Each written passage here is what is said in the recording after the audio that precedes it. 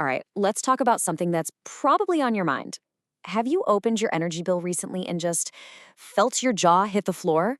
Yeah, you are so not alone. We're going to unpack this whole thing today, why prices are skyrocketing, and more importantly, what on earth we can do about it. Let's get into it. You know that feeling, right? You're all settled in, nice and cozy, and then the mail comes. Bam! The bill arrives, and suddenly that comfort has this eye-watering price tag attached. And look, we're not talking about a small bump here. For millions of people, this is a real, genuine crisis. That feeling of bill shock? It's pretty much a global thing right now. So, what gives? Why is this happening?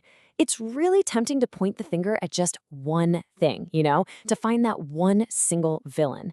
But the truth is, it's way more complicated than that. So, what we're going to do is break down all the key pieces of this puzzle one by one so you can really see the whole picture.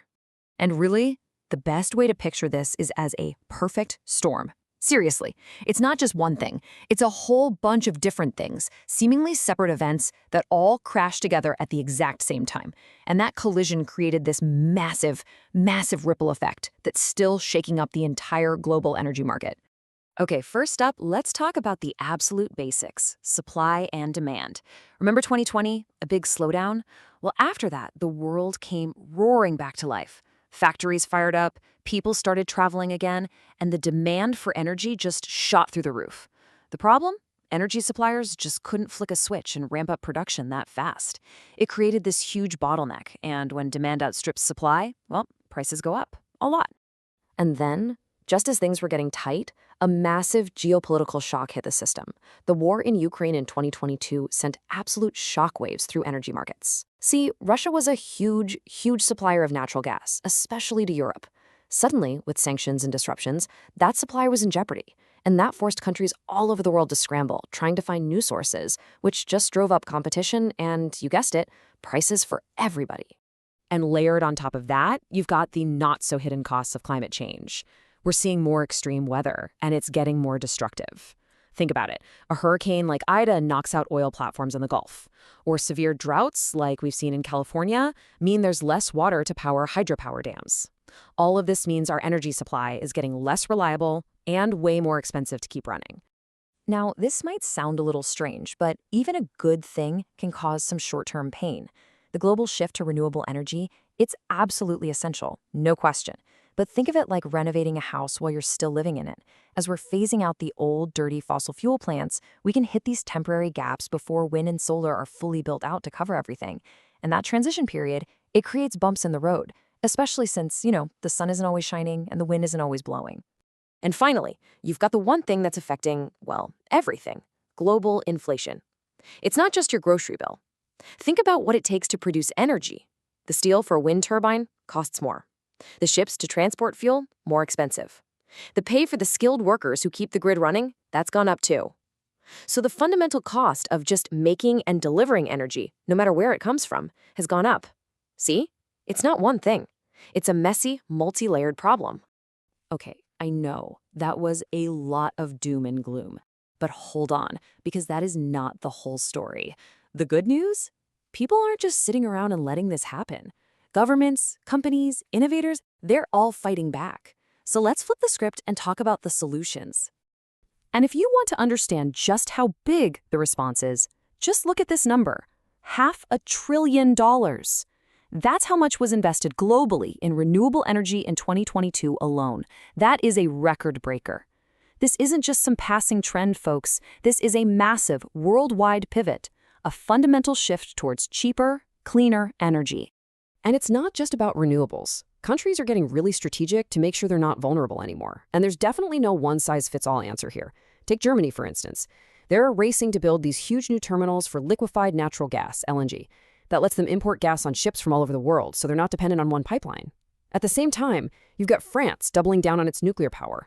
Totally different approaches, but the goal is the same: resilience. Of course, long-term solutions don't pay this month's bill. So to soften the immediate, painful blow to regular people, governments have had to step in with direct help. In the UK, they brought in a price guarantee to literally cap how high household bills could go. France put a hard 4% limit on price hikes. Think of these as temporary financial shields, designed to protect families from the absolute worst of the storm. And, it's not all about making more energy. A huge, huge part of the solution is just using less of it. A perfect example is the EU's Fit for 55 plan. It's this super ambitious plan across the whole continent to slash energy use. We're talking practical stuff like better insulation in buildings, pushing for hyper-efficient appliances, all the smart things that add up. Because let's be honest, the cheapest, cleanest energy in the world is the energy you never had to use in the first place.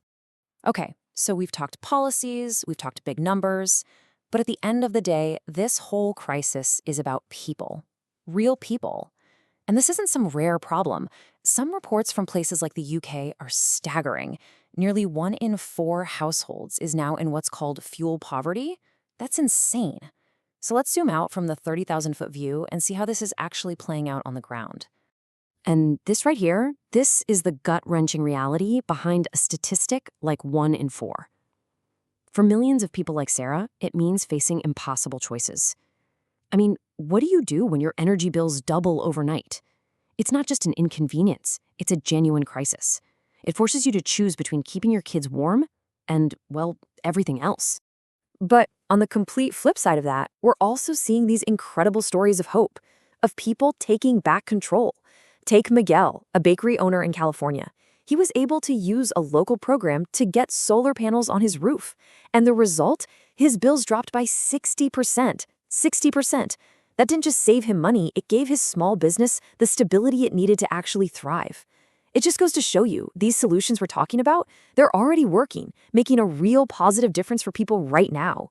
So all of this brings us to the most important question, really. What about us? What can you do? I get it. It can feel totally overwhelming, like you're just one person against this giant global problem. But the truth is, our actions, when we all do them together, they really do add up and make a huge impact. So let's break it down into 4 simple, doable steps. First, become a detective. Audit your energy use. Use a smart meter or an app to figure out where all that power is actually going. Second, be a smart shopper. Next time an appliance dies, make sure its replacement has a top-notch energy efficiency rating. It pays for itself. Third, look into renewables. And hey, you don't have to put panels on your roof. A lot of places now have what's called community solar, where you can basically buy a share in a local solar project. Super cool. And last but definitely not least, use your voice. Support the leaders and the policies that are pushing for a future with affordable, clean energy. Look, at the end of the day, this whole challenge, it's also a massive opportunity. We are literally living through one of the biggest transformations of our energy system in history. And yeah, it's a huge task, no doubt about it. But between new technology, smart policies, and the things we all do in our own homes, we are actually writing the next chapter. We're building a future that's more sustainable and hopefully a lot more affordable. So the only question left is, what part are you going to play in writing it?